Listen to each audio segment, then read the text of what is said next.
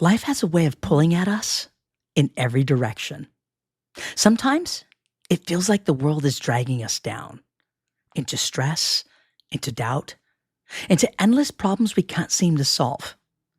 Other times, it feels like we're being pulled up into pressure, into expectations, into responsibilities that stretch us higher than we think we can reach. And both directions can leave us off balance. Both can leave us ungrounded. And that's where the trouble begins. Because the moment you lose your grounding, you lose your center. You stop making clear choices. You start reacting instead of deciding. And you start bending to the pull instead of standing in your strength. And this episode is about something so simple, but so powerful. Staying grounded when everything, up or down, is trying to move you off of your base. It's about finding the place inside you that doesn't tip with the weight of the world. I'm super stoked because this idea came from one of our own subscribers, and I couldn't be more grateful for the suggestion. Because the truth is, this isn't just a leadership skill or a mindset trick. This is human survival. Staying grounded isn't about denying what's happening around you. It's about standing firm in who you are whilst it happens. Across the 7 parts, we're going to explore what grounding really means and how to practice it and how to hold on to it when life tests you most. We'll talk about presence, about values, about connection, and about what to do when you've already lost your balance.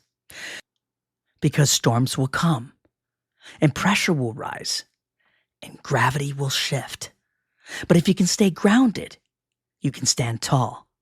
And if you can stand tall, you can rise without being pulled apart.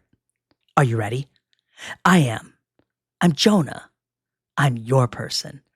Let's get to it.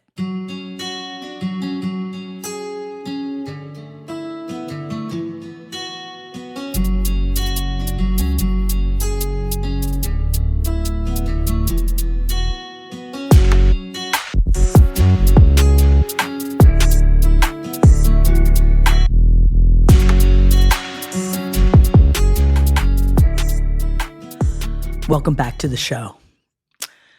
Every day, we feel it. The pull. The world tugs at us in ways big and small, sometimes subtle, sometimes violent. Notifications, deadlines, opinions, obligations, the expectation to perform, to produce, to please. Life has a way of stretching us in all directions at once. And it's easy to forget where the center is. Our center. The pull isn't always obvious, though. Sometimes it comes as a whisper, a slight unease, a nagging doubt, a hesitation. Other times, it hits like a wave, threatening to knock you off your feet. In either case, the effect is the same. You're out of alignment with yourself. And when that happens, decisions get harder, clarity slips, and your energy spreads thin. We often think grounding is about resistance, about holding back against life's force. But that's a misconception. Grounding isn't about stopping the pull. It's about being steady whilst it happens. It's about finding your anchor inside yourself, a place that can hold firm regardless of external chaos. Here's the tricky part. The pull is not only downward, it can lift you too. Opportunities, recognition, praise, responsibilities. They all have a gravity of their own. And being elevated can feel exciting, even validating.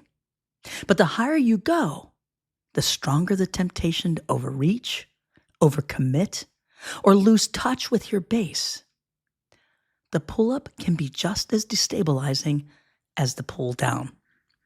So, the question becomes, how do you stay grounded when life is pulling you in every which way? The first step is awareness. Notice the pull. Name them.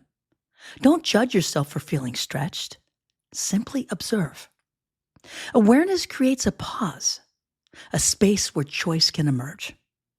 And choice is the foundation of grounding. Without it, the pull decides for your path, not you. In the next part, we'll explore how presence can act as your anchor, how small shifts in awareness can prevent the pull from scattering your energy, and how to reconnect with the part of yourself that's steady, no matter the storm. Because the pull of the world is inevitable, but falling victim to it is optional. Okay, let's talk about anchoring your presence. Look, being grounded starts with presence. It sounds simple, but presence is a skill, a way of anchoring yourself in the now, instead of letting life's pulls carry you wherever they want. Think about a high school student sitting in class, worried about an upcoming test and what would happen if they don't perform perfectly. Their mind is in 5 places at once. Or a single parent juggling a late shift at work whilst making sure their child gets to soccer practice on time. Their attention is stretched thin. Both are being pulled outward, distracted, and drained. Presence is the antidote. Presence is also about noticing the pull without getting lost in it. A couple married for 25 years might feel overwhelmed by the demands of work, family, and aging parents. Their conversations can become reactive, quick bursts of tension instead of true connection. And by anchoring in presence, even for a few minutes a day, they reconnect, remember their values, and act instead of react. Even in high-pressure environments, presence matters. Picture a young military officer overseas, making decisions that affect dozens of lives. Amid chaos, they must center themselves, slow their breathing, and respond from a grounded place. Or an international business person on a tight deadline, negotiating across time zones, they too need a stable inner core to navigate uncertainty. The key to anchoring presence is practice. Small, consistent habits matter. Noticing every breath, observing your body, and asking yourself, where am I right now? Where is my mind? Pause. Feel. Reset. Even 60 seconds can shift the trajectory of your entire day. So grounding through presence is not about ignoring challenges. It's about showing up fully for them. The high schooler can face the test without panic. The single parent can handle one task at a time. The couple can communicate without blame. And the business person or military officer can lead with clarity even under pressure. And here's your first challenge for the day. Notice one moment when life is pulling at you. Pause, breathe,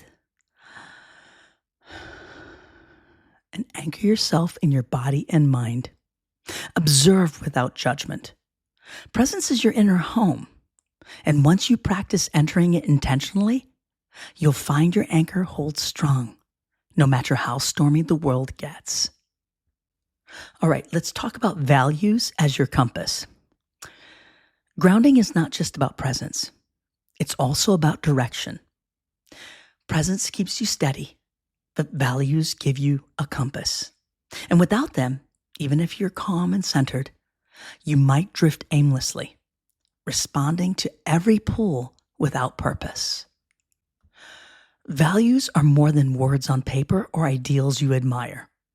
They are the core principles that guide your choices when life tests you. And when storms come, values act like an internal GPS, keeping you aligned with what truly matters rather than what is urgent, loud, or convenient. Take a moment and think. What are the principles you'd stand by no matter what? Integrity? Compassion? Courage? How about curiosity? Your values are personal. They are shaped by your experiences, your upbringing, your successes, and your failures. But they aren't fixed. They evolve as you do. And the key to clarity is, if you can name them, you can navigate life more intentionally. Grounding through values also requires reflection. It's not enough to act on autopilot. You have to pause and ask yourself, does this choice reflect who I want to be? Am I letting fear or desire dictate my actions? These questions keep you anchored when life's pulls threaten to steer you away. This isn't about perfection or rigid rules. It's about alignment. Imagine a tree. Its roots hold it steady, but its branches still move with the wind. And values are like roots. They provide stability without rigidity, allowing flexibility without losing your core. And across the rest of this series, we'll explore how values intersect with presence, connection, action, and resilience. And we'll uncover ways to recognize when you're drifting from your principles and provide practical steps to return you to center. Because grounding isn't just about survival. It's thriving with intention.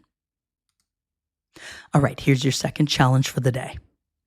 Write down 3 values that feel non-negotiable. Keep them somewhere visible, so whenever you feel life's pulls, revisit them. And let your values be the compass that guides your choices and steadies your path. All right, let's talk about the power of micro-choices.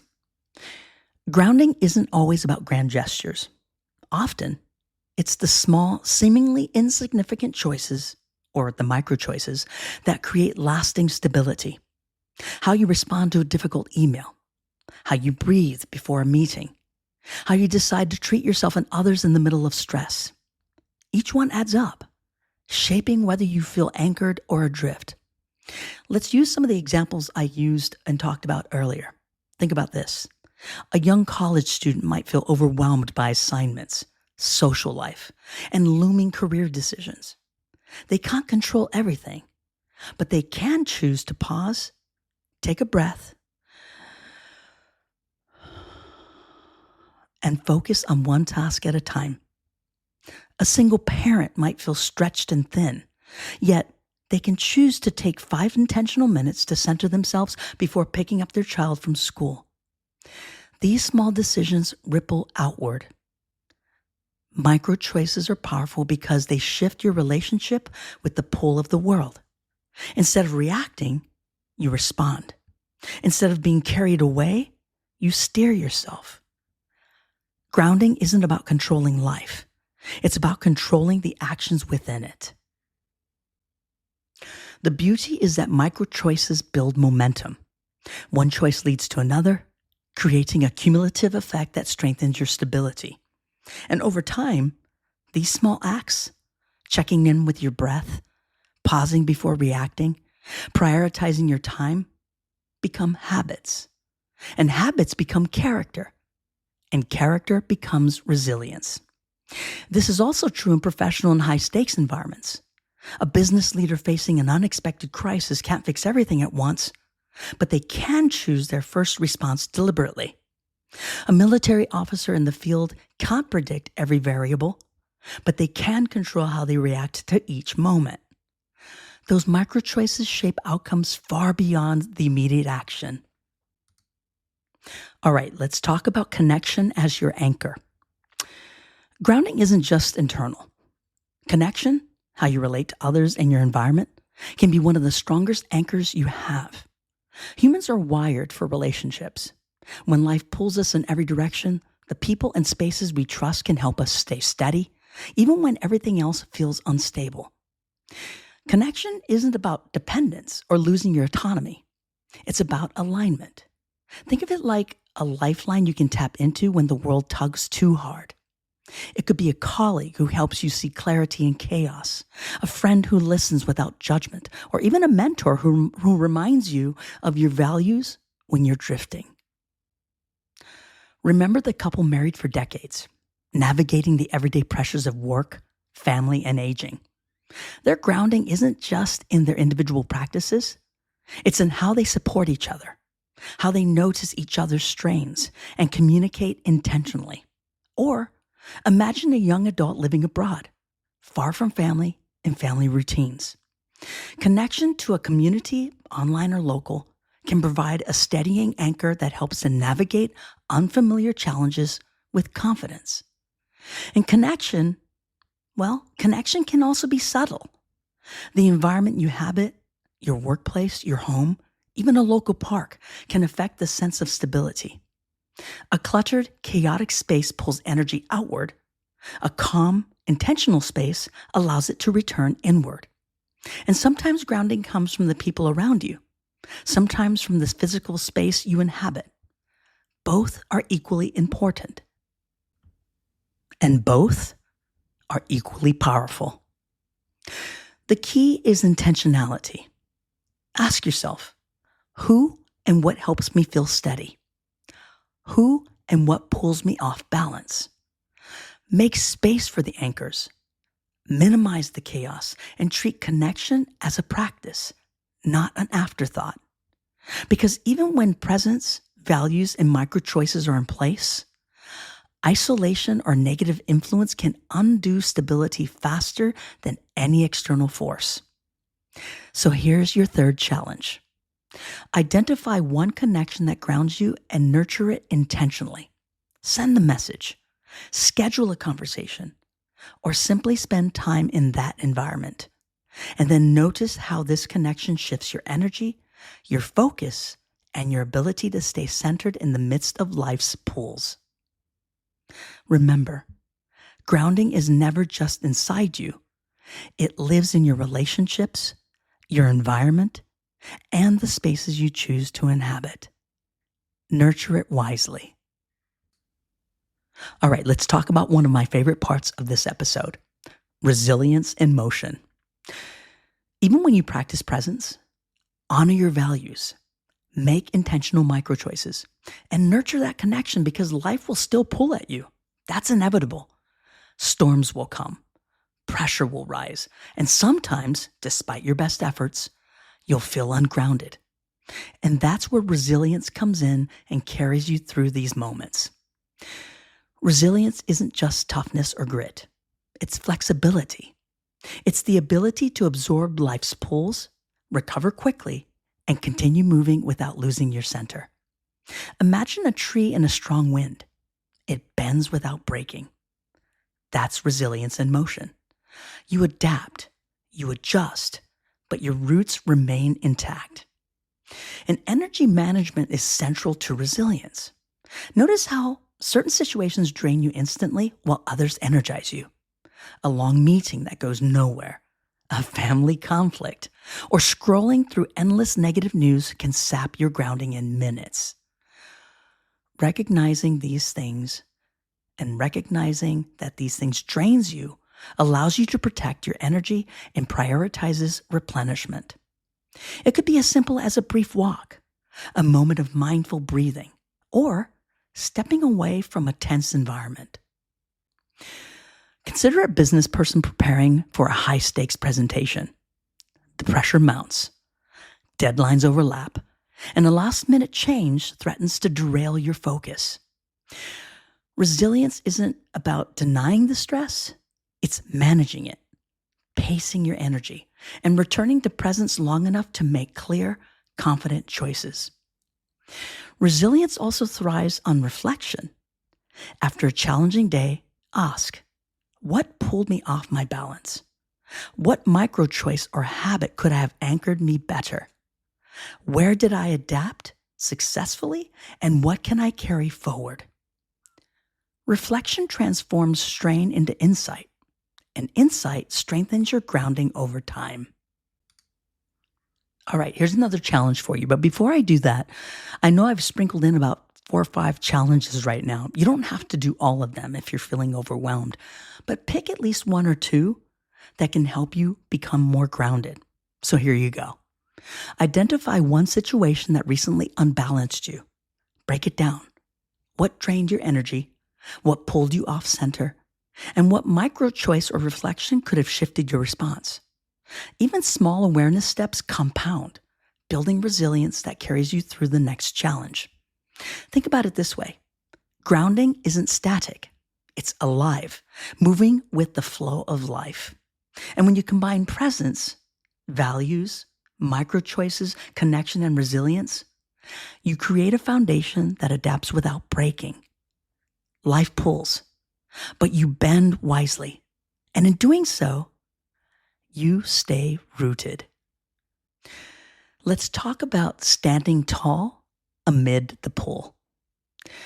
You've practiced presence, clarified your values. You're becoming a master at micro choices. You're now going to nurture connection and cultivate resilience. Each step will be a layer in your foundation. It will be a time to stand tall amid the pull of life, fully anchored in who you will become is what really matters most. Standing tall doesn't mean life suddenly becomes easy. The pulls up and down don't stop. Challenges don't pause. Pressure doesn't vanish.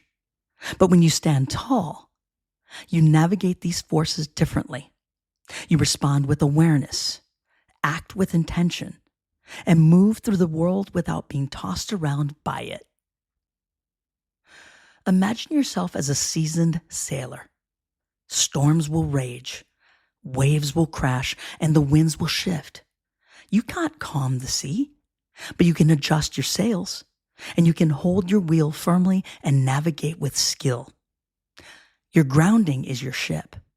Your values are your compass, and your practices, presence, micro choices, connection, resilience, are the tools that keep you afloat.